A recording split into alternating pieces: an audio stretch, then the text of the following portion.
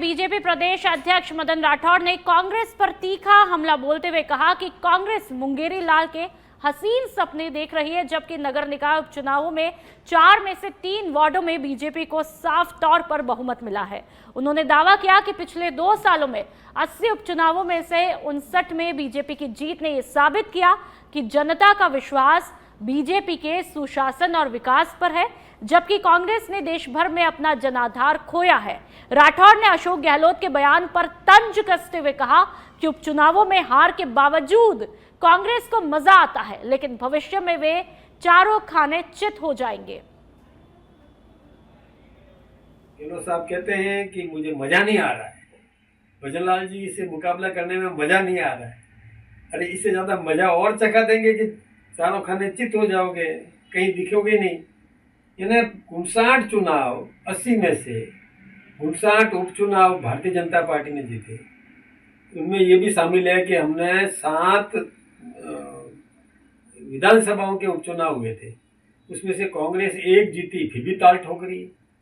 हमने 5 जीती, हम तो मुझे नहीं मरोड़ रहे हैं। अपने ही वरिष्ठ नेता राजेंद्र पारीक के बारे में क्या बोल दिया, सार्वजनिक रूप से बोल दिया, उनको अपमानित कर दिया। उनके इलाके में भी राजेंद्र जी पारीक के बारे में लोग गलत सोचने लग गए, क्योंकि डोटासरा जी ने, कांग्रेस के प्रदेश अध्यक्ष ने बोला, और राजेंद्र पारीक जी सीनियर है, अब उनके बारे में बोल दिया। अब वो चुभन तो कभी मिट नहीं सकती। गहलोत साहब सदन में आ नहीं रहे, बयानबाजी कर जाते हैं, लेकिन हाउस में जाते नहीं है। शर्म आती है उनको, विपक्ष में बैठते हुए शर्म आती है, क्योंकि कभी सर्वे हुआ करते थे और आज विपक्ष में बैठे। लोकतांत्रिक व्यवस्था है। क्या मेवाड़ में चलेगा सचिन पायलट का जादू? क्या पूर्वी राजस्थान के बाद अब मेवाड़ की बारी है? क्या मेवाड़ की धरती पर फिर से कांग्रेस का झंडा लहराएगा? और सबसे बड़ा सवाल, क्या पायलट के पंख अब पूरी तरह से मेवाड़ में उड़ान भरने को तैयार है? ये सवाल इसलिए क्योंकि चर्चाएं है कि क्या एक जन्मदिन बन गया ताकत का प्रदर्शन। देखिए खास रिपोर्ट।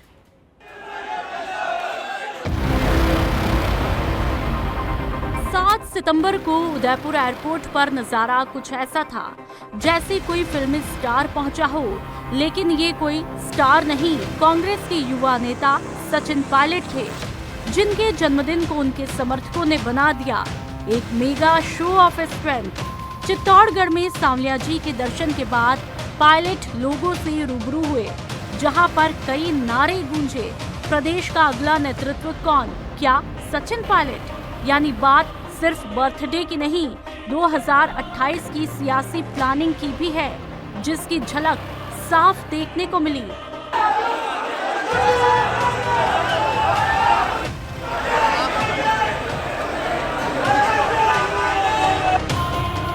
अब जरा आंकड़ों पर भी नजर डालिए।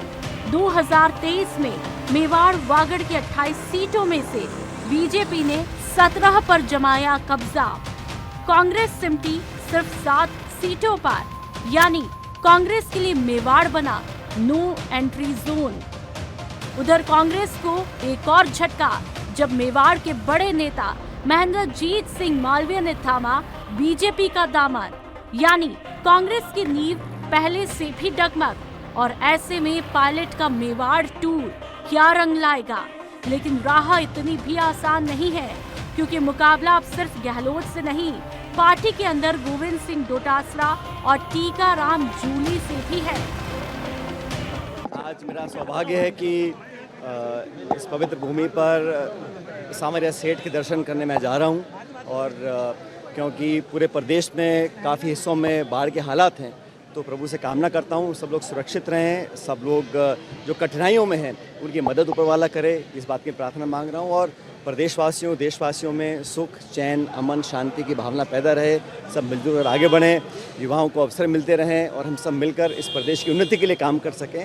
और सभी लोगों ने आज अपना स्नेह प्रकट किया, उसके लिए बहुत आभारी हूँ। जिस तरह का जोश नजर आया कार्यकर्ताओं और मेवाड़ से आगाज सत्ता का रास्ता भी मेवाड़ से होता है। यहाँ पर हमेशा ही हमारी पार्टी मजबूत रहे हैं, और आज तमाम समर्थक कार्यकर्ता पार्टी के जो आज आए हैं, इस बात को दिखलाता है कि आने वाले समय में हम लोग और मजबूती से इस पूरे क्षेत्र में अपने कार्यकर्ताओं को ताकत देंगे, जनता का मन विश्वास जीतेंगे और जैसा मैंने पहले भी एक बार कहा कि 3 साल के बाद दोबारा एक बम्पर वापसी होगी कांग्रेस पार्टी की।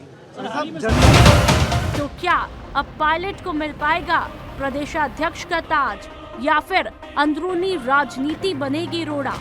क्या सचिन पायलट का ये शक्ति प्रदर्शन कांग्रेस को मेवाड़ में देगा संजीवनी या फिर ये सियासी स्क्रिप्ट भी रहेगी अधूरी? आप क्या सोचते हैं? 2028 में कांग्रेस का चेहरा कौन बनेगा? क्या एक बार फिर से मेवाड़ में कांग्रेस लौट पाएगी? सच बेधड़क के लिए नुपुर जारोली लोढ़ा की रिपोर्ट। और अब बाड़मेर की बात कर लेते हैं, जहां पर चौहटन से बड़ी खबर है। डिग्गी में डूबने से 2 स्कूली छात्रों की मौत हुई है। धनाव सरहद में खेत में बनी डिग्गी में नहाने उतरे थे 2 स्कूली छात्र।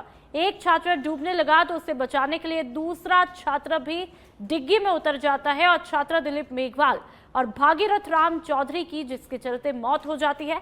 धनाव पुलिस और ग्रामीणों की मदद से दोनों शव को बाहर निकाला गया। शवों को धनाव अस्पताल की मोर्चरी में रखवाया है। पुलिस पूरे मामले की तफ्तीश में जुटी है।